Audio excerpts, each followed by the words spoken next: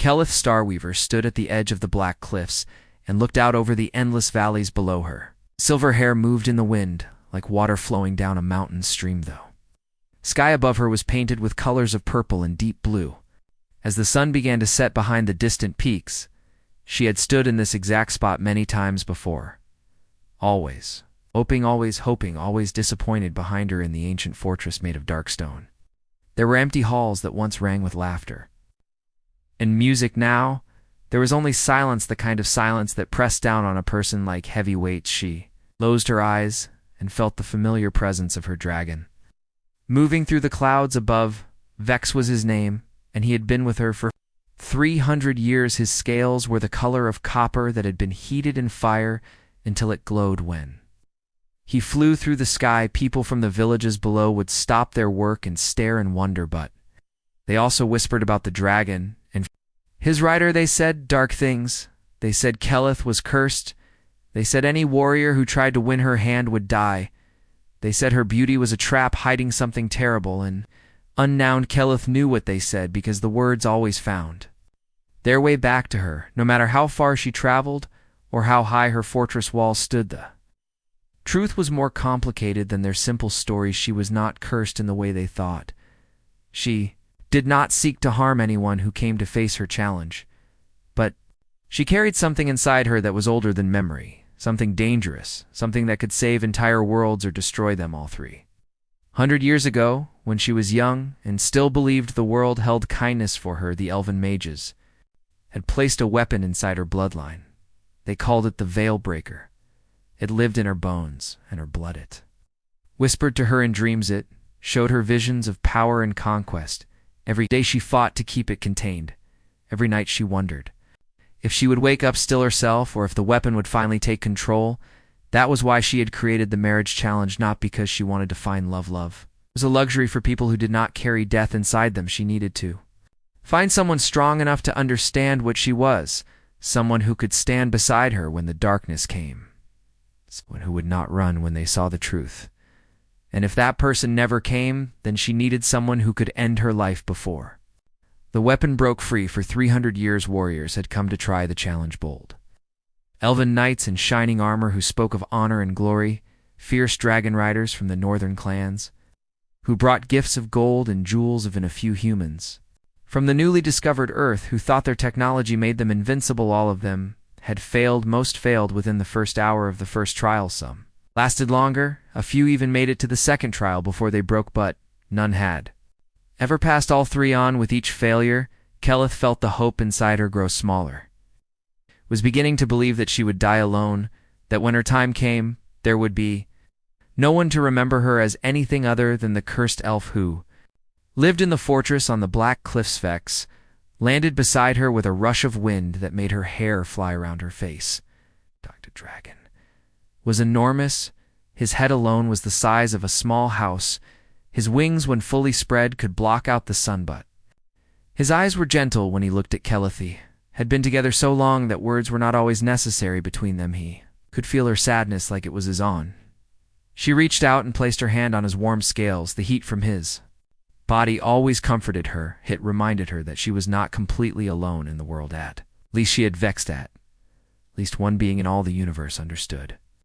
Here a messenger arrived at sunset carrying news from the Galactic Council. The Elven Kingdoms had recently opened trade routes with the humans of Earth.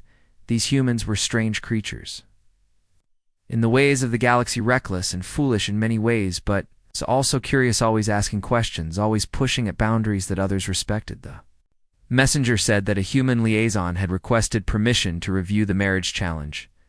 Termscaleth felt nothing when she heard this. Another human, another failure. They never lasted long. The last human who tried had brought something called a plasma rifle. He thought his technology would help him survive the trials. It did. Noeth quit after the first trial. Left his hands burned and his pride shattered.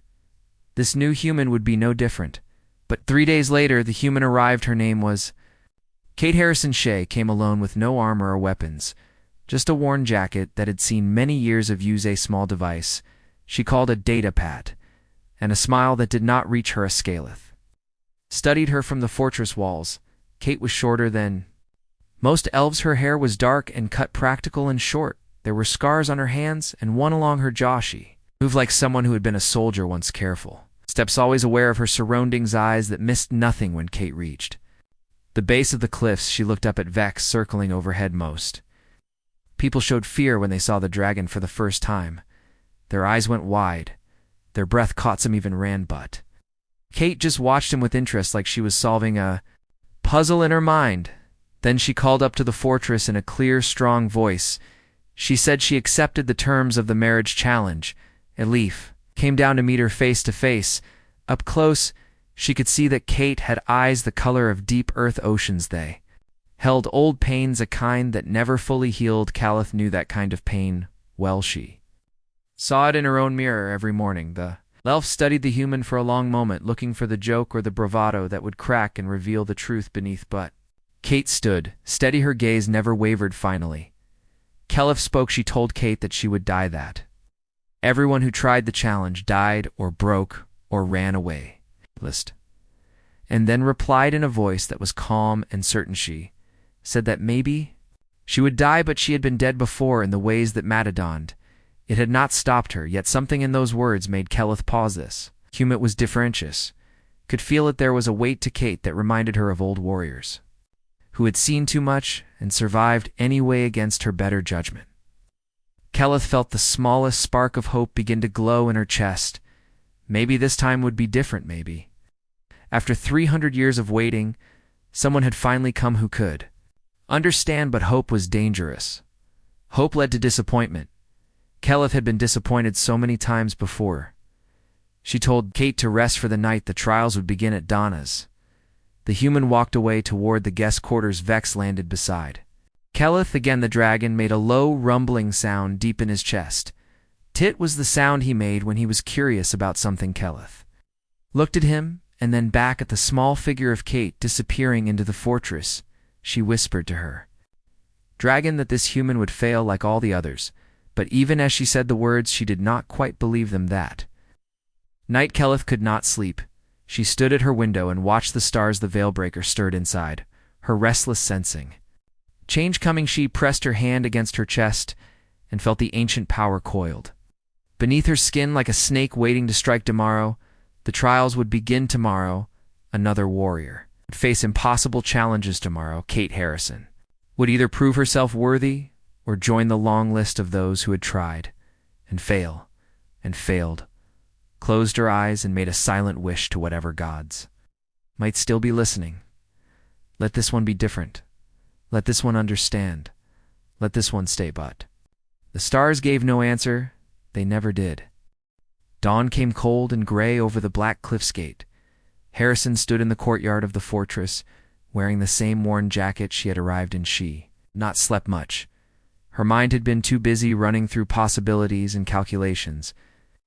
Knew the trials would be dangerous. Everyone said that warriors who faced Kelith either died or wished they had. But Kate had stopped being afraid of death a long time ago. There were worse things than dying. Living with guilt and shame was worse. Walking through each day, knowing you had failed the people who trusted you, was worse. Kate had lost her entire squadron 3 years ago.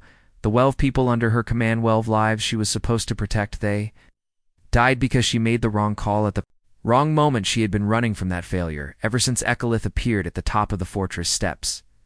Elf moved like water, flowing downhill, smooth and graceful in ways that humans could never match. Her silver hair was braided today, and her armor caught the early morning light behind her. The massive form of Vex emerged from the shadows. The Brogan was even more impressive up close. His copper scales seemed to glow with inner fire. His eyes were ancient, and knowing Kate felt her heart beat faster, but she did not look awake.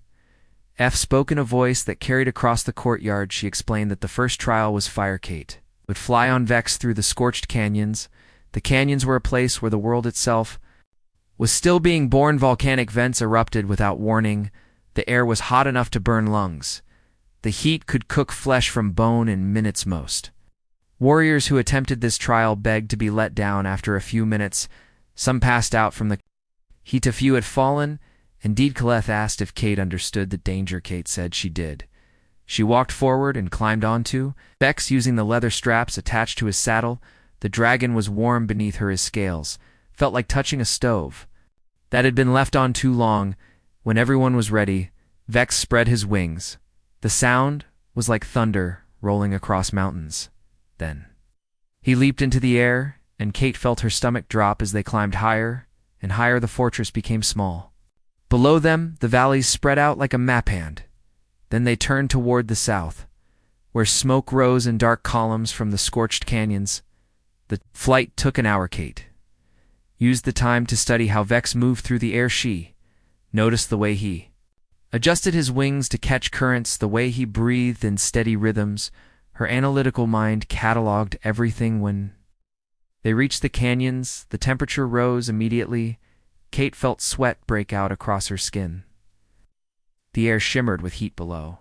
Then the ground was cracked, and red rivers of melted rock flowed between black stones. Vex dove down into the canyon, and Kate had to grip the straps with all her strength. The heat hit her like a physical wall.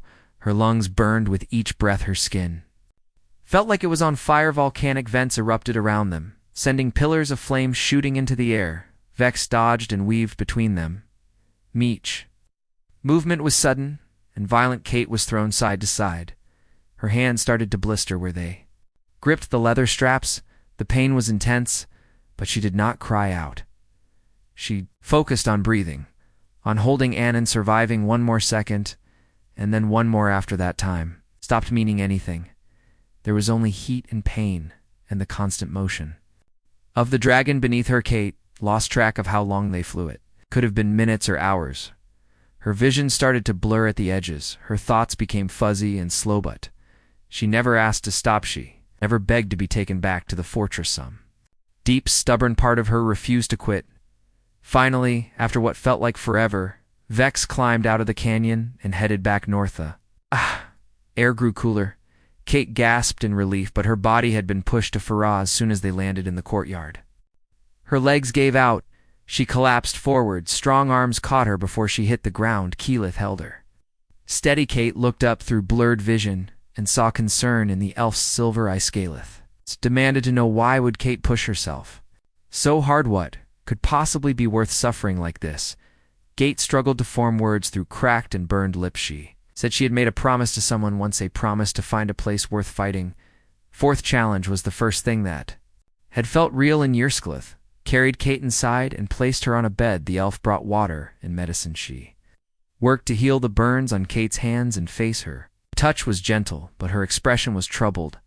Kate slept for 12 hours. When she woke, her body ached in ways she had never experienced before, but she was alive and she had passed the first trial. Keyleth came to check on her. The elf said that Kate could rest for 3 days before the second trial. Most warriors needed at least that long to recover, but Kate said she would be ready in 2 days. She saw surprise flash across Keyleth's face. The second trial came too. Quickly, Kate's hands were still bandaged. Her skin was tender, but she had said she would be ready, and she kept her word. This trial was different. This one was called Blood. Kate had to hunt alongside Vex in the Whispering Woods. Woods were a place where shadow creatures lived, things that fed on fear and took the shapes of nightmares, had mental defenses built. Over centuries of training, humans had no such protection, only willpower, only the strength of their own minds. Kate and X entered the woods at midday, but inside the trees it was always twilight. Strange lights flickered between the trunks. The air was cold and smelled like old graves. Kate could hear whispers all around her, voices she almost recognized, saying things she tried not to hear. Shadow creatures came slowly at first, small things that darted at the edge of vision, then bigger, than taking shapes that made Kate's heart clench with old pain. She saw her squadron, all 12 of them, standing in a circle around her. Their faces were exactly as she remembered, but their eyes were empty and accusing. They asked her why she let them die. They said it was her fault. They said she did not deserve to live when they were all dead. Kate stopped walking. Vex rumbled a warning beside her, but Kate held up her hand. She looked at each shadow in turn. She spoke their names out loud.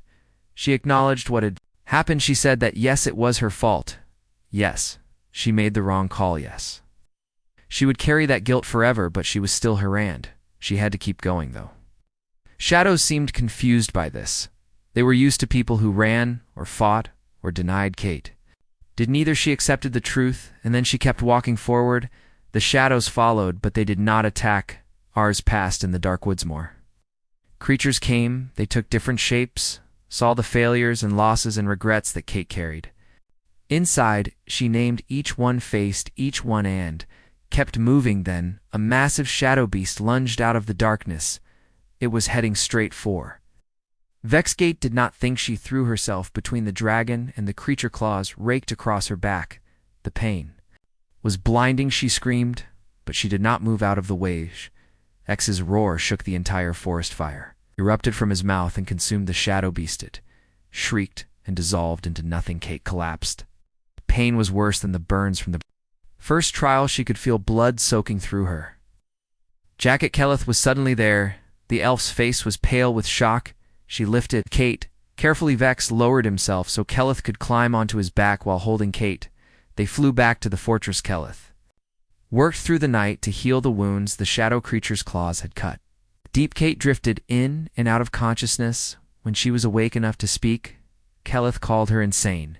Kate managed a weak smile. She said she probably was insane, but she had never been good at walking away from things, especially not when someone she cared about was in danger. Cliff's hands stilled on the bandages. She looked at Kate with an expression the human could not quite read. Then she went back to work. Without saying anything more, Kate slept again. When she woke this time, sunlight was streaming through the window. Back still hurt, but it was a distant icy eye could move. She sat up slowly and found Kelleth sitting in a chair beside the bed. The elf looked tired, like she had not slept at all. Kate said she was ready for the third trial. Kelleth shook her head. She said Kate needed more time to heal, but Kate insisted she had come here for a reason. She needed to see it through. Finally, Kelleth agreed. The third trial would begin the next day. This one would be different from the others. This one was not about physical strength or endurance. This trial was called Truth, and it was the trial that everyone failed. The Chamber of Echoes stood at the heart of the fortress. It was a room carved from black stone that seemed to swallow light. Ancient runes covered the walls. They glowed with a faint blue light that pulsed like a heartbeat. Kate stood at the entrance and looked inside. The room was empty except for a circular platform in the center. Kelleth stood beside her. The elf explained the third trial. Kate would enter the chamber alone. She would stand on the platform and she would speak her deepest secret. Secret she kept hidden even from herself. The thing she was most ashamed of, most afraid of, most desperate to never admit. The chamber would know if she lied. It would know if she held anything back. Every warrior who had attempted this trial had failed there. Pride was too great, or their shame was too heavier. Their fear was too deep. They would stand on that platform and their mouths would open, but no words would come. Or they would speak false things, these things that sounded true but were really just surfaces hiding depths they did not want to explore. Cliff said that truth was the hardest thing any person could face. Kate asked what would happen if she passed all three trials. The elf was quiet for a long moment. Then she said they would talk. There were things Kate needed to know, things that would explain everything, but first Kate had to prove she could stand in truth. Kate nodded. She understood. She walked into the chamber. The door closed behind her with a sound like stone grinding on stone. She was alone. The silence in the chamber was absolute. Even her breathing seemed muted. She walked to the platform and stood in the center. Runes on the walls grew brighter. She could feel something watching her, not with eyes, but with a presence that pressed against her mind. Kate closed her eyes and let herself feel everything she had been running from: the guilt, shame, the crushing weight of failure. Then she opened her mouth and began to speak. She said she was here because she had nothing left to lose. Her world had sent her to negotiate trade routes with the elven kingdoms, but that was just a cover story. The truth was she was running. She had lost her squadron 3 years ago. 12 people under her command. They were on a mission in deep space. There was an ambush. Enemy ships came out of nowhere. Kate had to make a choice in seconds: fight or run. She chose to fight. It was the wrong choice. Her squadron was outnumbered and outgunned. They died one by one while Kate watched on her command screen, their life signs going dark, their last transmissions cutting off. She survived because her ship was the fastest. She ran while they died. When she got back to Earth, she had to face their families, had to look into the eyes of people who had trusted her to bring their loved ones home. She had to hear them crash. She had to feel their anger and their grief, and the worst part was that she deserved all of it. She should have run when she had the chance. She should have saved whoever she could, but her pride had demanded they fight. Her need to prove herself had cost 12 people their lives. After that, Kate could not stay on Earth. She volunteered for every dangerous mission, every suicide run, every impossible task. She was looking for a way to die that would not be called suicide, a way to end the guilt without abandoning her duty. When she heard about the marriage challenge, she saw an opportunity, a way to die for something that mattered. If she failed the trials and died, then at least her death would mean something, and if by some miracle she survived, then maybe she could find a reason to keep living. Kate's voice echoed in the chamber. The runes pulsed brighter with each word. Tears ran down her face, but she kept speaking. She said she was broken. She said she was a coward. She said she did not deserve kindness or love or forgiveness. She said she came to Keleth's challenge because she needed to know if she was worth anything at all. The silence after she finished was heavy. Kate stood on the platform with her shoulders shaking. She had never said any of this out loud before. She had barely admitted it to herself. Chamber seemed to hold its breath. Then the door opened. Keleth stood there. The elf's face was wet with tears. She walked forward and took Kate's hands in her own. Shy said that Kate had passed all 3 trials. Kate stared at her in shock. She asked how that was possible. She had just confessed to being a failure and a coward. How could that be? Passing. Keleth smiled, but it was a sad smile. She said the trials were never about strength or courage. They were about truths, about finding someone who could see darkness and not turn away, someone who could face their own demons and keep fighting anyway, someone who understood what it meant to carry impossible weight, because Keleth carried weight that had been crushing her for 300 years, and she needed someone who would understand, someone who would not run when they learned what she truly was.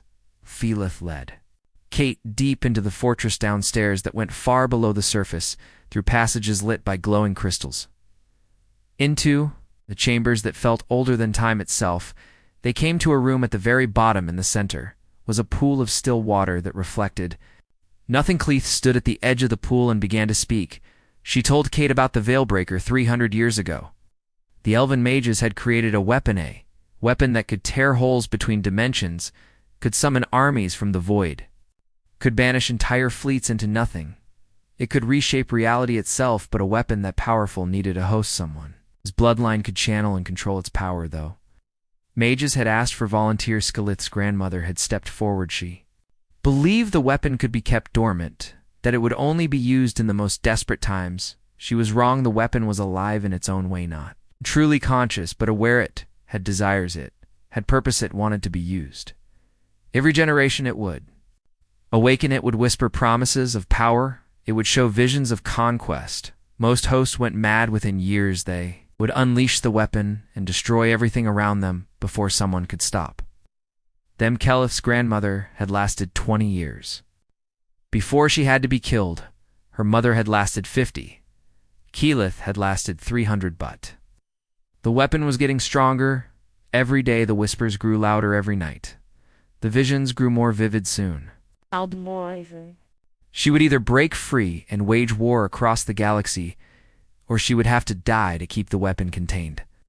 Marriage challenge had never been about finding a partner. It had been about finding someone strong enough to kill her when the time came, someone she could trust to end it before the weapon took control, someone who would not hesitate even if it meant killing someone they cared about.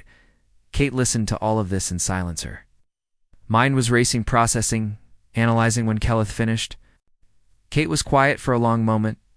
Then she asked a question. What if there was another option? Keleth shook her head. There was no other option. The elven scholars had searched for centuries. Every solution led to the same conclusion. The host had to Kate said the elven scholars were not humans, approached problems differently. While she was going through the trials, she had been recording data on her small device. She had measured Vex's fire breath. She had analyzed Keleth's brain patterns. When she suppressed the weapon, she had noticed strange things. The weapon's energy signatures looked like quantum entanglement. The way Keleth described the whispers sounded like corrupted communication protocols. What if the weapon was not trying to possess her? Oh, What if it was trying to connect with her aunt? It was just going about it in the worst possible way, like a computer program with broken code. Caliph stared at Kate like she had grown a second head.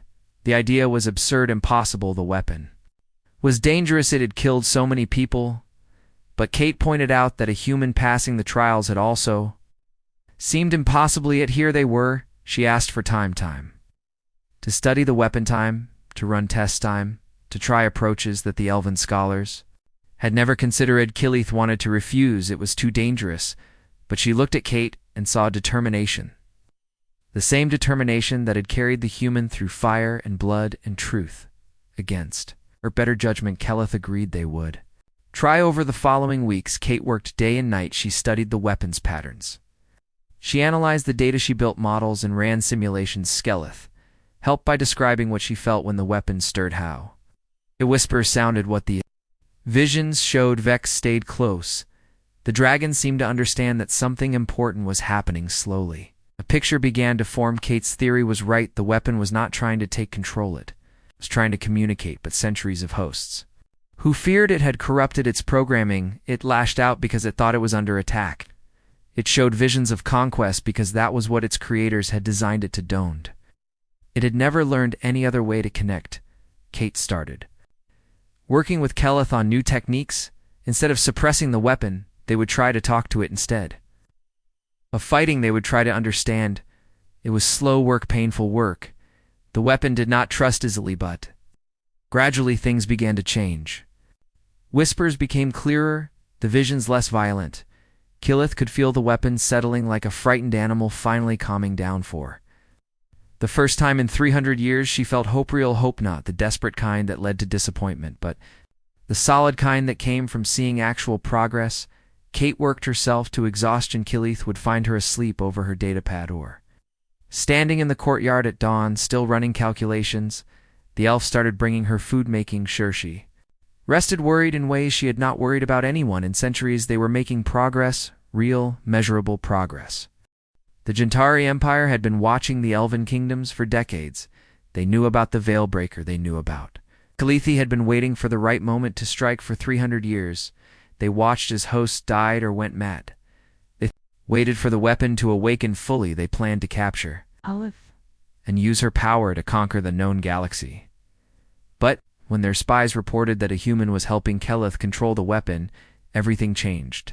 The Jantari could not afford to wait anymore. If Killith mastered the Veilbreaker, she would become unstoppable. They had to act now. Their fleet tore through space toward the Elven homeworld. 50 warships, each one the size of a small city, armed with weapons that could crack planets, led by Admiral Vorn, who had never lost a battle. Elven Council met in emergency session. Fear filled the chamber like smoke. Some council members wanted to surrender Killith to save their people. Others wanted to execute her before the Gentari could take care. A few wanted to flee and abandon their homeworld.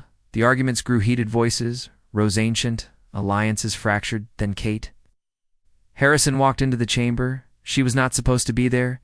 She was human, an outsider, but she strode to the center of the room and demanded to be heard. The council fell silent, partly from shock, partly from curiosity. Kate spoke in a clear, strong voice.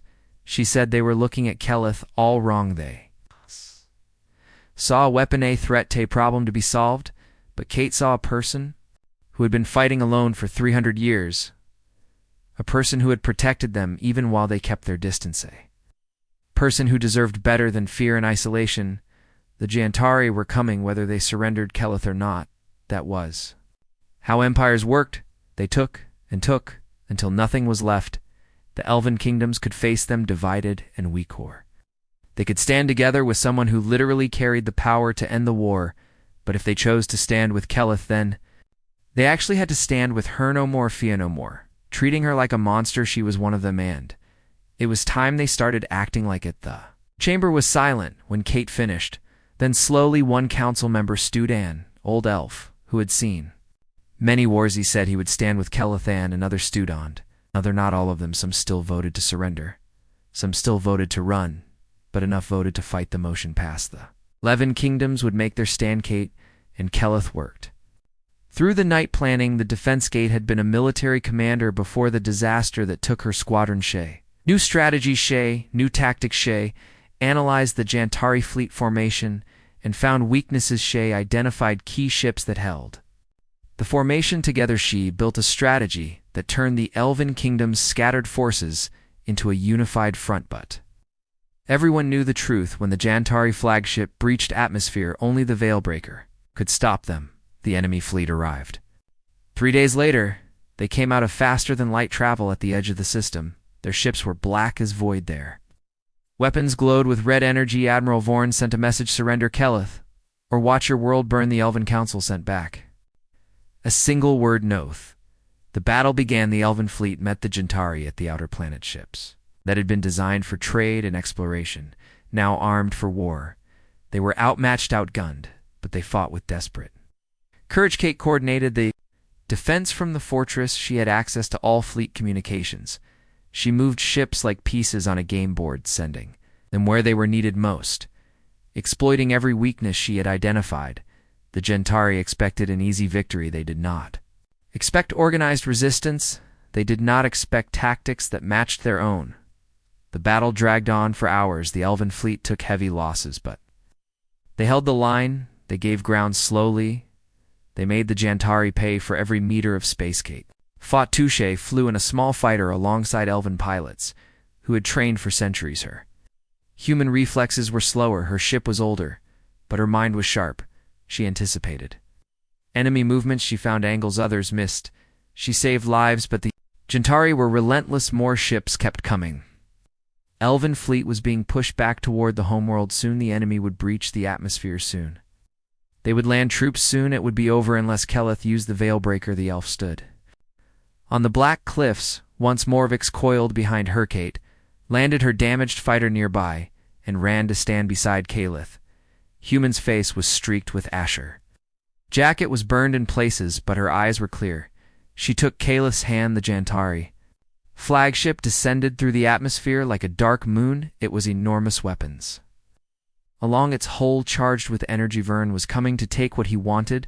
Keleth closed her eyes. She could feel the Veilbreaker inside her, vast and powerful and hungry. For 300 years she had suppressed it, fought it, feared it. Now she had to trust it. She opened herself to the weapon, fully let down every wall, every defense, every barrier she had spent centuries building. The weapons surged through her like a flood, filled every cell, every thought.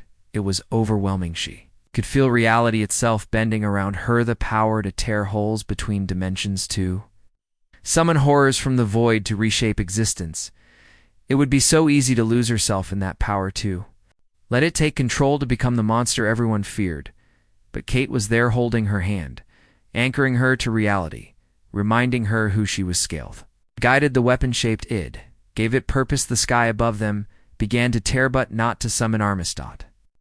To destroy instead. Keleth used the weapon exactly as it was meant to be used.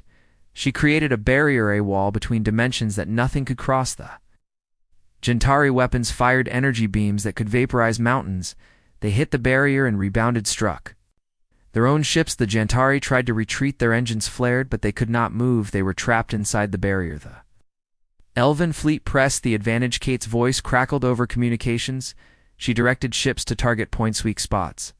In the Jantari formation, the tide of battle turned. The enemy was surrounded. Their flagship damage.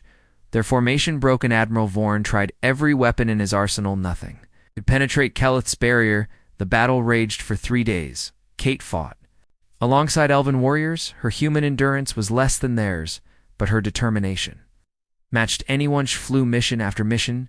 Each time her fighter came back more damaged. Each time she climbed back in and launched against soldiers twice her age began to respect her. This small human who never quit, fought like she had nothing to lose, who coordinated tactics that saved hundreds of lives. Vex became a legend of the dragon who fought not for territory or gold, but for the bond between his rider and the strange human who had changed everything. He and Keleth moved as one, her power shielding the fleet, his fire burning through enemy ships. Together they were unstoppably. The third day, the Jantari flagship began to fall. Its engines were destroyed, its weapons depleted, its shields. Failing Admiral Vorn sent a message requesting terms. The battle was over. The Elven kingdoms had won, but the cost was high. Ships destroyed, lives lost, cities.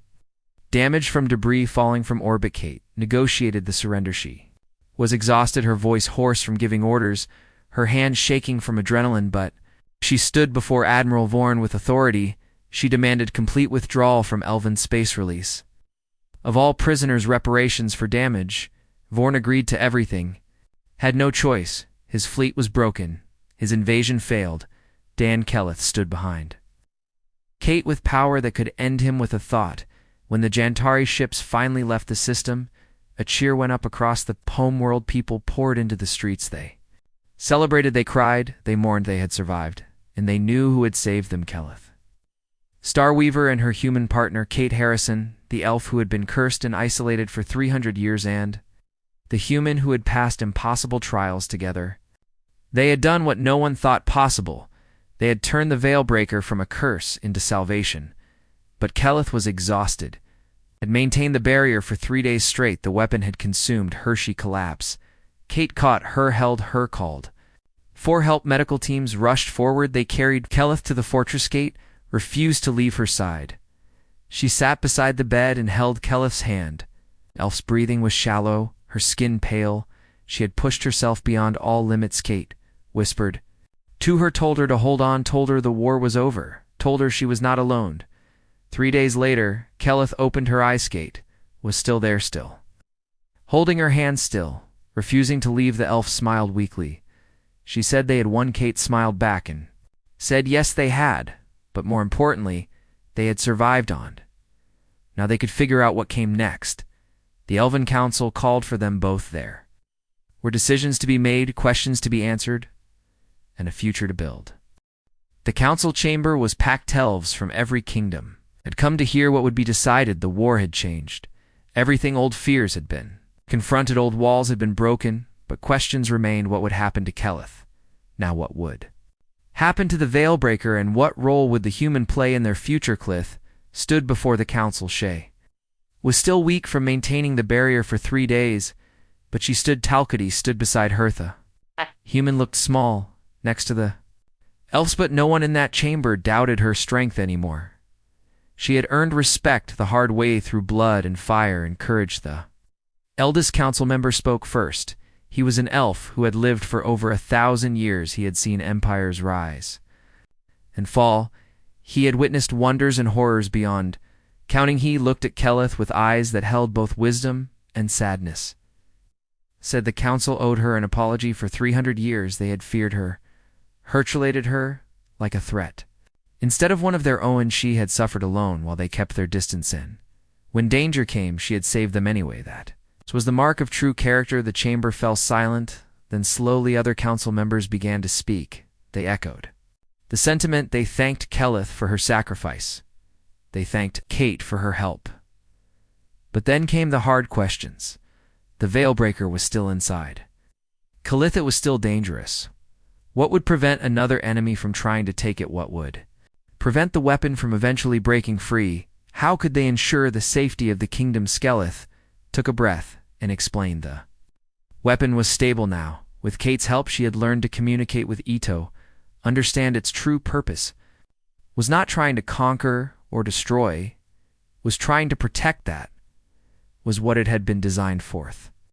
Corruption had come from centuries of hosts who feared it, who fought it, who never tried to understand it, but now the connection was clear. The weapon responded to hurt, would not lash out. Tit would not try to take control as long as she maintained the relationship. Kate had helped her build. One council member asked the obvious question. What if Kate left? What if the human returned to Earth? Would the weapon stay stable without Herculeth? Felt her heart clench. She had not wanted to think about that possibility, but Kate stepped forward and spoke. She said she was not leaving when she came to accept the marriage challenge she had been running from. Her past, looking for a way to die that would not be called suicide, but she had found something else. Your reason to live, a purpose, a place where she belonged. She made a promise during the trials, a promise to find something worth fighting for. She had Found it here with Kelleth with Vex with people. It needed her skills and her perspective. Kate said she would stay not as a warrior or a diplomat, not as someone fulfilling a duty, but as Kelleth's partner, someone who chose to stand beside her, not because she had to, but because she wanted to. The chamber erupted in discussion. Some council members were pleased, others were concerned. A human in such a position was unprecedented. But the eldest council member raised his hand for silence. He said the marriage challenge had been fulfilled. Kate had passed all 3 trials. She had proven herself in fire and blood. In truth, she had fought for the kingdoms. She had helped save millions of lives. The bond was recognized there. Formal ceremonies that would need to be performed, documents that would need to be signed. But the essential question was settled. Kate Harrison would stay. She would be Kelleth's partner, and together they would maintain the Veilbreaker. The council voted. It was not unanimous, but the majority agreed. When the session ended, Kate and Kelleth walked out of the chamber together. They could hear people talking. Some celebrated, others still harbored doubts, but for the first time in 300 years, Kelleth felt truly free. That night they stood on the Black Cliffs, the same place where Kate had first arrived. Vex was there, tooth a dragon stretched out on the warm stone, his copper scales gleaming in the starlight. Kate and Kelleth stood close together, looking out over the valleys. The lights of cities glowed in the distance. People were rebuilding, healing, moving forward. Kelleth said she never thought anyone would accept her challenge. Had issued it over and over for 300 years, always hoping, always disappointed. She thought she would fight until the weapon consumed her. That would be the end of her story. Kate took her hand, fingers intertwining. She said it was good that humans did not know when to quit. Kelleth laughed. They real laugh, free and light. Shy asked Kate why she had kept going through the trials, why she pushed herself so hard. Kate was quiet for a moment, choosing her words carefully. She said she had seen something in Kelleth's eyes when the challenge was first issued. Kelleth was not looking for someone to kill her. She was looking for someone who would see all of her, including the dangerous parts, and choose to stay anyway. Tay knew what that felt like, to carry something dark inside too. You think it made you unworthy of connection, to believe you had to face everything alone. But she also knew what it was like when someone proved you wrong, when someone looked at your worst parts and did not run. That was worth fighting for, that was worth surviving. Forshelth asked about Kate's squadron, the people she had lost. Kate's expression grew. She said she would carry them with her, always their names, their faces, the weight of that failure. But she was learning that honoring their memory did not mean she had to stop living. Maybe it meant the opposite. Maybe it meant she owed it to them, to find something worth fighting for, to make her continued existence. I mean, something she had spent 3 years running from guilt. Now she was ready to stand still, build something instead of destroying herself. Kelleth leaned her head against Kate's shoulder. She felt peace, real peace, not the temporary kind that came from exhausting herself, but the deep kind that came from connection, from understanding, from being seen and accepted. She whispered a thank you for accepting the challenge, for passing the trials, for staying, for seeing her. Kate whispered back, thank you for giving her a reason to live, for showing her that broken things could be healed, for trusting her with the truth, for letting her be part of something bigger than her own pain above them. Vex lifted his head and roared, not a roar of challenge or anger, but of pure joy. The sound echoed across the cliffs, carried over the valleys, reached the distant cities. People heard it and smiled. They knew that sound. It was the dragon who had helped save them, the dragon whose rider had protected the kingdoms for 300 years. The dragon who now celebrated because his rider was finally happy. The stars wheeled overhead, cold and distant and uncaring. But on this small world, in this small moment too, people who had been drowning in isolation found each other. Kate had come here expecting to die. Instead, she found a reason to live. Kelleth had spent 3 centuries alone, waiting for someone who understood, and finally that person had arrived. The future was uncertain. There would be challenges ahead, other enemies who might seek the veil, break a political complications from a human partnering with an elf, the ongoing work of maintaining the weapon's stability. But they would face those challenges together. Alone, not isolated, not carrying impossible weights by themselves. Together. Kate looked at Kelleth and saw someone who had survived 300 years of darkness, who held on to hope, even when it seemed foolish, who had the strength to keep fighting. Even when no one stood beside, Hercules looked at Kate and saw someone who had been broken by failure, who had found courage in desperation, who had chosen to face impossible trials rather than give up. They were both damaged, both scarred, both carrying weights that would never fully lift, but together those weights were bearable. Elven kingdoms would rebuild, the Gentari would stay away, and on the black cliffs two people stood together. Warrior who had been cursed, a soldier who had been broken, Anne. Elf and a Humana rider and her partner together, they watched the sunrise. Light spreading across the valleys, painting everything in gold and amber. It was a new day, a new beginning. For the first time in longer than either could remember, they were not alone. Vex rumbled contentedly, his massive form radiating warmth. Kate reached out and placed her hand on his scale. Scaleth did the same. The three of them stood there as the sun rose higher. As the world woke, Upus life continued. They had survived. They had found each other, and sometimes in the vast darkness of the galaxy, sometimes when the weight became too heavy, sometimes when hope seemed lost, that was enough. That was everything. In the fortress below, preparations were already beginning for the formal bonding ceremony, and the city's people were celebrating their survival. In the council chambers, plans were being made for rebuilding and defense, but on the Black Cliffs, in this moment, there was only peace, only connection, only the quiet joy of two souls who had been searching and had finally found home. The story of Keleth Starweaver and Kate Harrison would be told for generations. An elf who carried a weapon that could destroy worlds, the human who passed impossible trials, the partnership that saved kingdoms. But the best part of the story, the part that mattered most, was not the battles they won or the enemies they defeated or the power they wielded. It was this moment, this simple moment, standing together, watching the sunrise, no longer alone. Again, that was worth more than all the power in the universe.